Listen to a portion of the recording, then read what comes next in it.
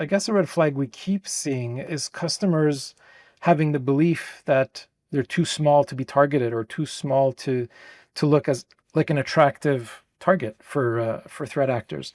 If someone believes that, then they're definitely not investing in anything that they should be investing in to protect their business.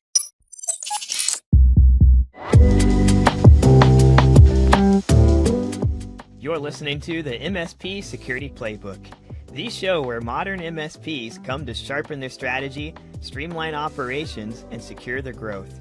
I'm your host, Jacob Hazelbaker, Business Development Representative here at Heimdal Security, where we help MSPs win with unified AI-powered cybersecurity solutions.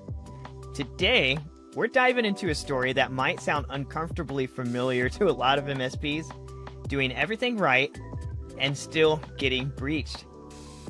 Our guest today is Dan Di Pisa, founder and CEO of Fusion Cyber Group, and his experience is a powerful wake-up call for any provider still treating cybersecurity as an afterthought. In this episode, Dan shares the pivotal moment that reshaped his business, a client breach that forced him to absorb a ransom cost and rethink everything he thought he knew about IT security. What followed was a complete transformation from a traditional MSP into one of the most cyber-forward firms in Canada. Dan ends by tackling listener-submitted hot seat question on spotting hidden vulnerabilities, even when everything looks fine on paper. It's a raw, practical episode packed with lessons learned the hard way and exactly the kind of perspective that can help you future-proof your MSP. But first, let's kick things off with today's threat briefing. Over to Heimdal Security, Cybersecurity Advisor and Cyber Detective Sergeant, Adam Pilton. Thanks, Jacob. Picture this. Your client's finance team opens SharePoint to grab month-end numbers. At the same moment, an attacker fires a single, specially crafted request at the server. No login needed, no user action. Within seconds, they're running code, reading documents, and jumping further into the network. In the next few minutes, I'll explain what's happening and what to do about it. Here's this episode's Threat Brief. Since early July 2025, threat groups have been abusing a flaw now tracked as CVE 2025-53770, along with a companion bug CVE 2025-53771. Microsoft and CISA both confirmed live breaches and pushed the pair onto their high priority lists. The good news is an out-of-band security update published on the 19th of July fully closes the gap for SharePoint Subscription Edition and 2019, and after a follow-up on the 21st of July for SharePoint 2016 as well. If your servers aren't on those builds, they're still wide open. The weakness itself is straightforward. SharePoint mishandles a piece of data, deserializes it, and ends up running whatever code the attacker supplied. Once inside, the intruder drops a web shell, steals the server's machine keys, forges tokens, and strolls through the rest of the network before anyone notices. The fix is just as simple. Install the latest SharePoint security update today, reboot, rotate the machine keys, and keep an eye on the logs for odd logins or sudden spikes in file downloads. No phishing, no user mistakes, just a door left open. Close it, patch fast, and keep watch. Stay sharp. Catch you in the next threat brief. Back to you, Jacob.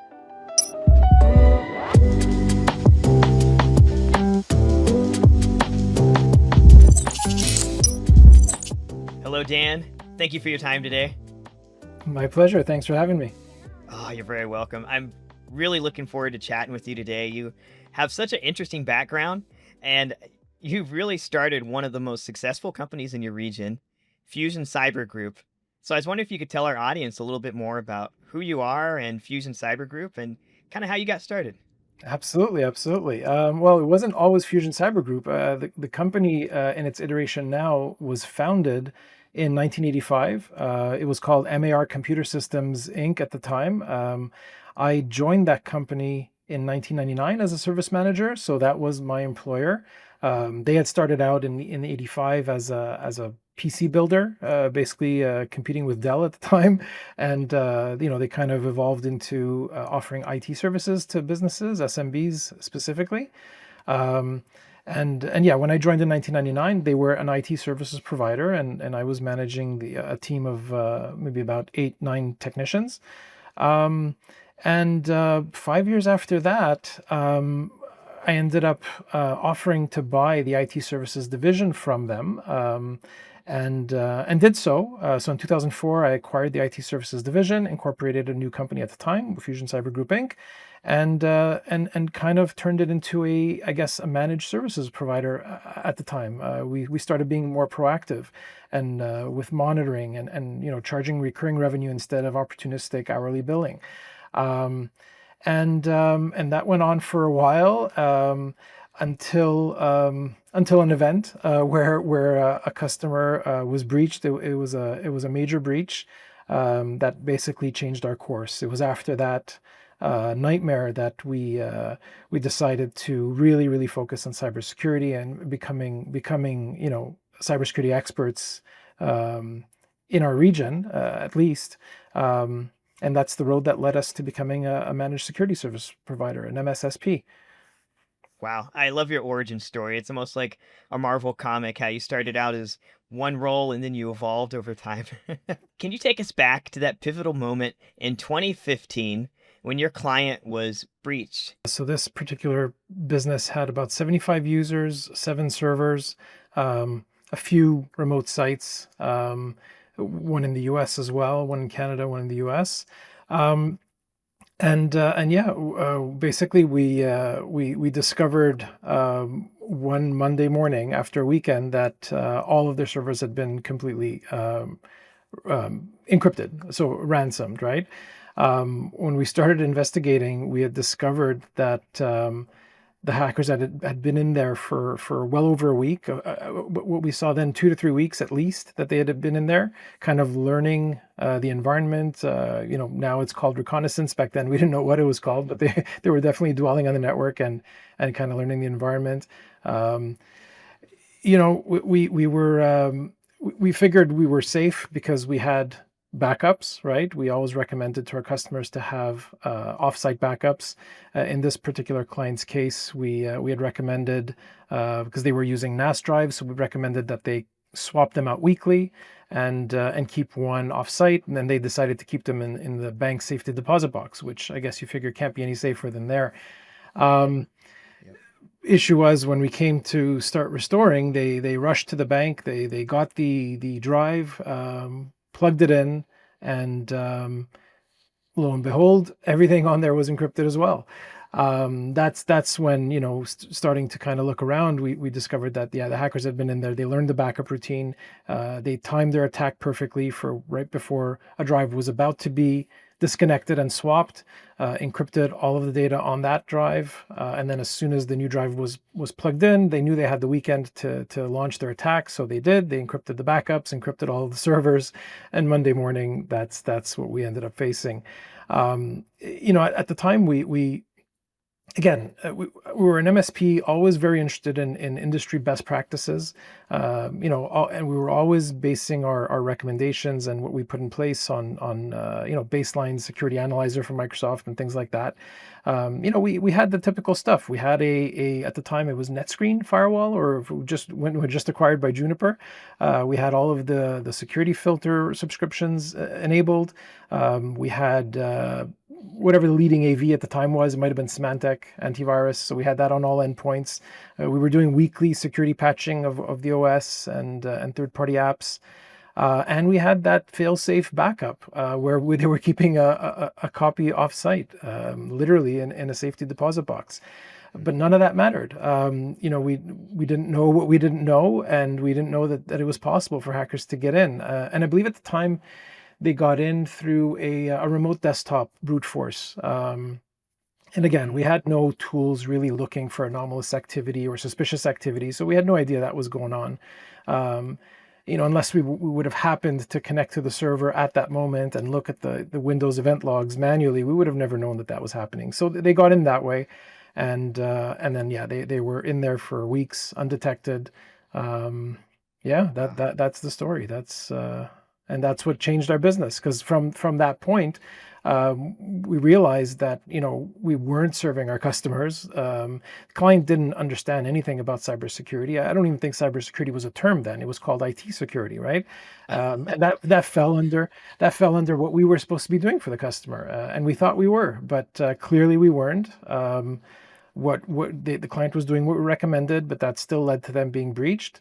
So again, it was a pivotal moment where it was either we're not doing this anymore because it's just that this is not right, right? We can't have customers trusting us and then us letting this happen, or we totally transition our business and focus, very, very heavily on cybersecurity, and that's what we did. That's what I decided. I love that story you provide, especially because it resonates so deeply and often painfully with not only MSPs and your clients and other people's around the world, but cybersecurity professionals in particular. So I love that you took that painful, very eye-opening experience and you just ran with it. You turned your business, one of its weaknesses, into one of its absolute greatest strengths. And when we last spoke, you mentioned that after this ransomware event, you actually absorbed the cost of it yourself. You paid for the ransom Yeah. that these hackers were demanding. I just think that's incredible. So, how did that, in particular, shape your philosophy around your responsibility and the trust that your clients have with you? Yeah, we again, first time we had ever faced anything like that. And personally, I felt like it would have been totally unfair for the client now to be faced with this. Besides the downtime and the business interruption that was inevitable, now they would have been faced with, with the initial demand, I believe, was $140,000 worth of Bitcoin. So I mean, there was no way we were gonna tell the client that this is something they were going to have to consider. So we started the negotiations ourselves. We did manage to negotiate that sum down to about 30,000 US.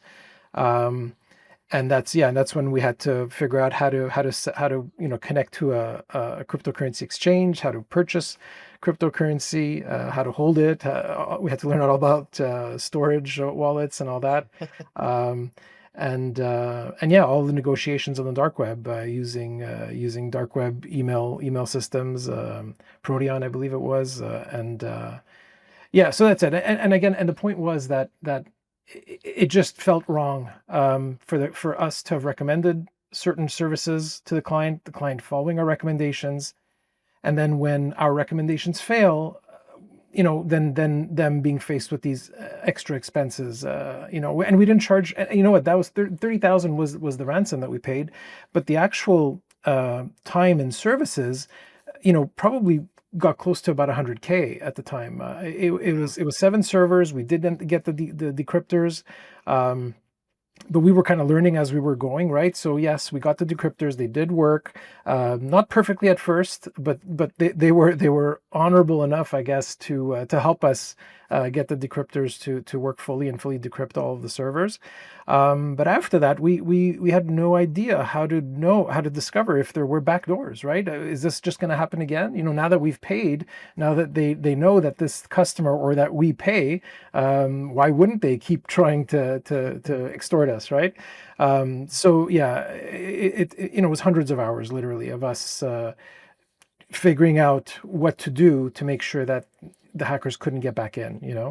And of course recovering their servers, right? Making sure that they were operational and that they were as secure as they can be. So, when you looked back on all of this after you experienced all this and learned and grew, what were some of the lessons you learned? Like, what did you learn was missing from your cybersecurity stack, your business, your processes?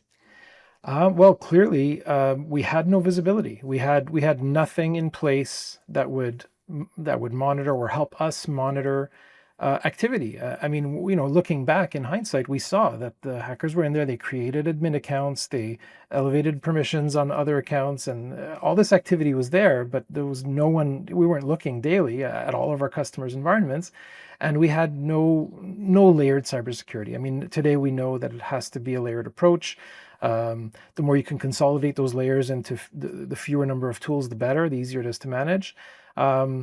But yeah, we just didn't have any of that. We were kind of sitting ducks, really. We and our customers were all sitting ducks at the time. It was just a matter of when the hackers decided to do something, right? For MSPs, especially new ones, it seems like there's a lot of things they don't know, and they're not necessarily fully aware of what it is they don't know.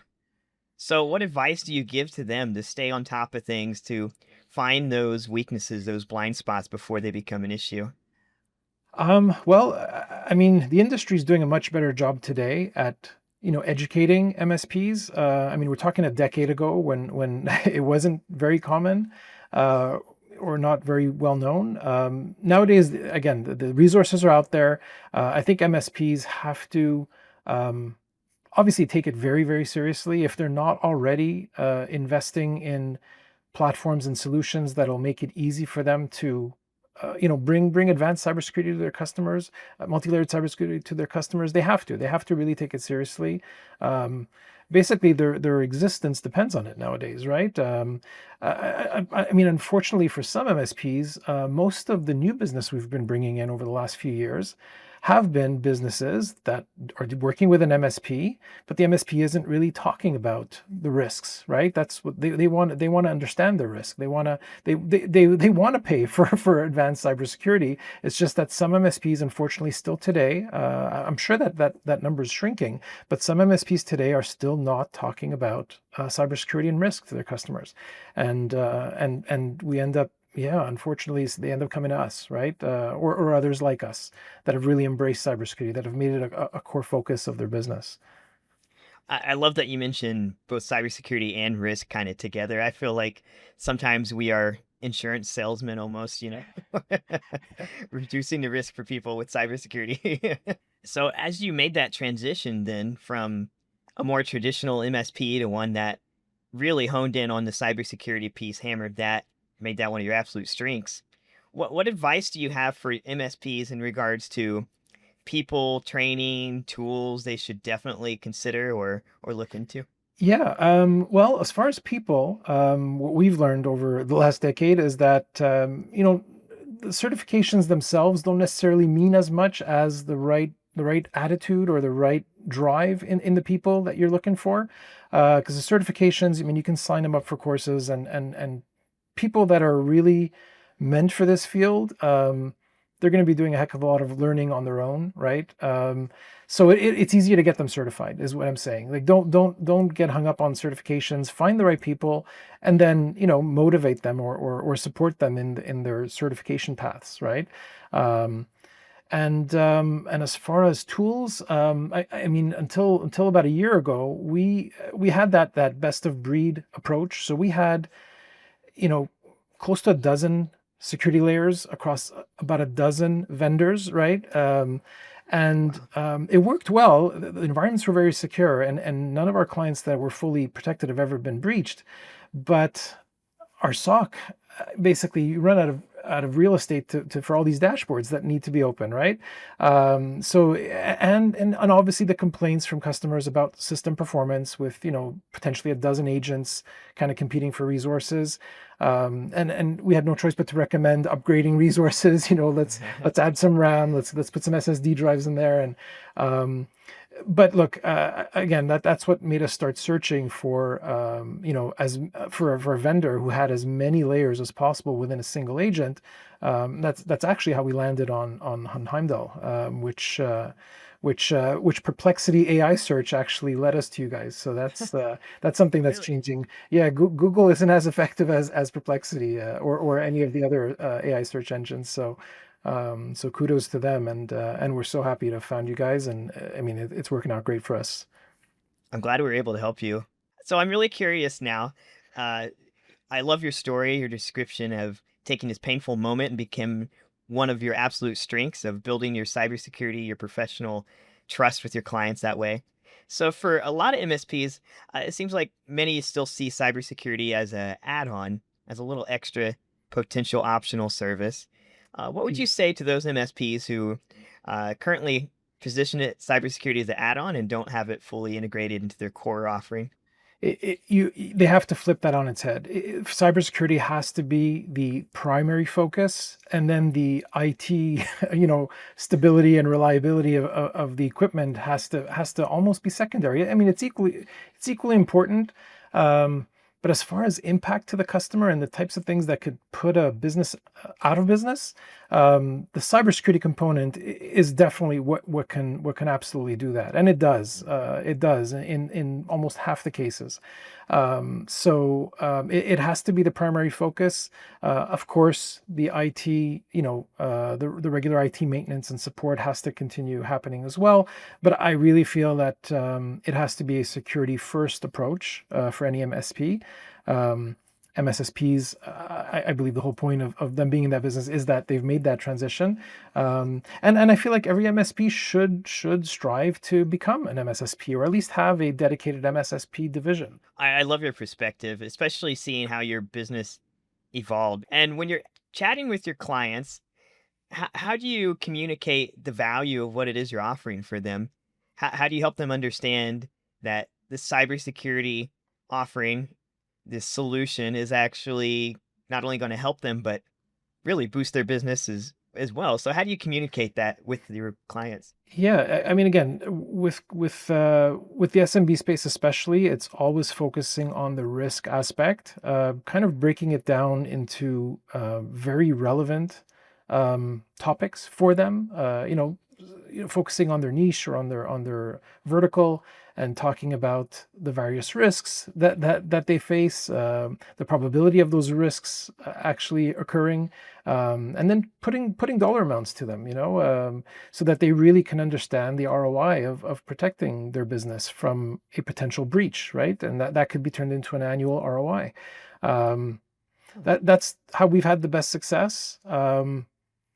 And again, we maintain great relationships with our customers. I mean, we treat them really, really well, which everyone has to, and we really become their confidants, right? We really become the experts that they lean on with anything they want to do that's technology related. Even when it comes to things that are not directly related, like surveillance systems or physical access systems, structured cabling, they come to us for everything. And if we don't have the answer, we find them a trustworthy partner to work with. You said something that really stuck with me. I loved how you described communicating the value of cybersecurity within your core offering, and you quantified it. That's what I think is really unique, because I've seen a lot of MSPs describe the value of what they're offering with words, which is great, Right. but I haven't seen too many quantify it with actual numbers and dollar signs. Every customer understands numbers, and every That is business true. has to understand numbers. Most don't understand technology, unfortunately. So yeah, you have to speak in their language. Oh, that's a good quote. So most customers might not understand technology, but they will understand the numbers, the dollar signs. 100%. Yeah, they wouldn't be in business otherwise. I'm gonna remember that. That's a good perspective. You've had all these many years of experience, and for new MSPs or MSPs who haven't yet integrated cybersecurity as a core offering, what would you recommend is their first step, their first thing they could do, perhaps even this week, this month, to get on track? I mean, again, if they haven't really looked at cybersecurity yet for their customers, then they probably haven't looked at it for themselves. First thing I do is really look internally, find a reliable assessment methodology, or partner with someone. I mean, we help MSPs all the time with that sort of stuff, doing a good deep risk assessment. And yeah, basically identify your gaps, right? Choose a framework. It could be NIST, it could be CIS, whatever it is. They're all good, and start identifying your gaps, and that's how you'll know what you're missing, right? And once you fortify yourself, then everything you learn fortifying yourself will just translate into what you're going to offer your customers. I think that makes it the easiest way to break into the MSSP space is really focus on protecting yourself first.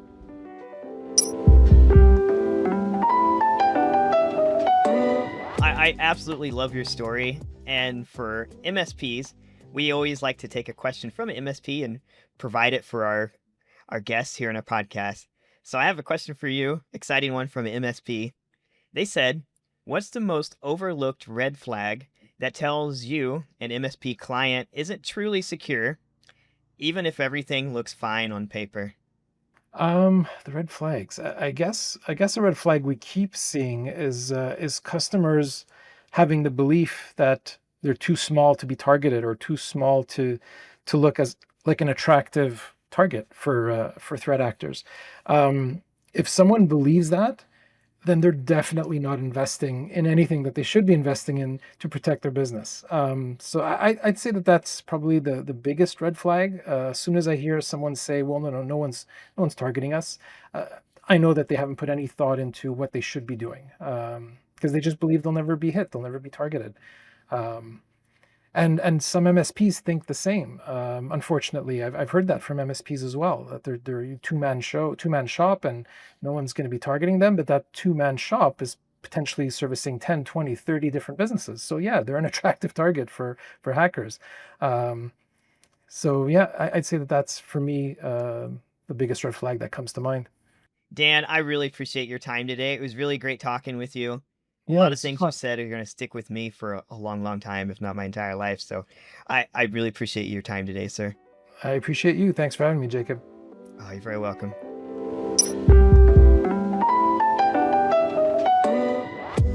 I really enjoyed today's conversation with Dan.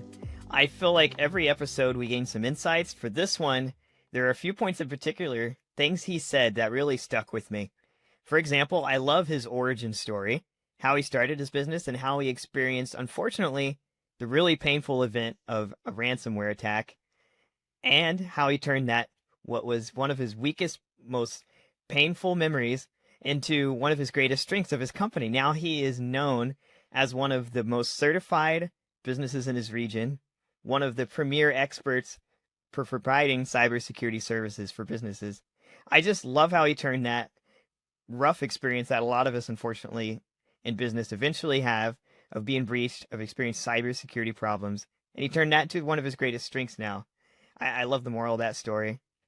I also thought it was fascinating. As an MSP, I asked him, how does he communicate value of what he provides to his clients? And I feel like a lot of us describe what we do and why people should care with words, which is great. But he said to quantify it. So he also provides literal dollars and numbers represented on paper for his clients, his customers, to see what he's doing for them. Their ROI, return on investment, he lays out quite clearly, quite definitively with metrics what he's providing to them, what the value is. I think that's really, really important because everyone can say they're saving your company, they're helping you out, but you can only quantify it so far. You can only change that to such a degree. So I love that he lays it out for them very clearly on paper with dollars and numbers, what he's doing for them. I also thought another point he made was really interesting because there's a lot of small businesses out there, and many of them feel they're just trying to survive. They don't necessarily have the resources, the time or money to invest in cybersecurity at this point because they're a small business. They have limited resources and time. So I thought it was interesting that he said, even for the smallest of companies, cybersecurity is still extremely relevant, provides a huge value for them. And in part because at the end of the day, hackers that want to attack your network don't necessarily care if you're a really small business or a medium or large one. I argue that at the end of the day, hackers go for the businesses they can hack. So if you're one of the businesses they can hack, they're going to go for you. They're going to get whatever amount they can, when they can, and where they can. So even if you're a small business, I think it's really, really good to still be mindful about your cybersecurity posture, to reduce your risk, to reduce the chance that your business could be hit with a $30,000 ransom. If your customer data was held for ransom and you were suddenly charged $30,000, could you pay it? It's a rough situation. So I really enjoyed my conversation with Dan today, and I hope you got some good nuggets of wisdom out of that too.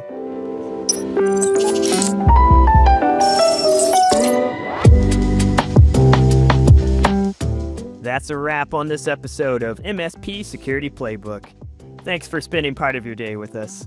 If you found today's insights helpful, Be sure to follow the show on your favorite podcast platform and leave us a review. It helps other MSPs find the playbook and level up their security game. Got a question you want us to tackle in the MSP Hot Seat? Or a topic you'd like to hear more about? Drop us a line. We'd love to hear from you. Until next time, stay sharp, stay secure, and keep building the future of your MSP business.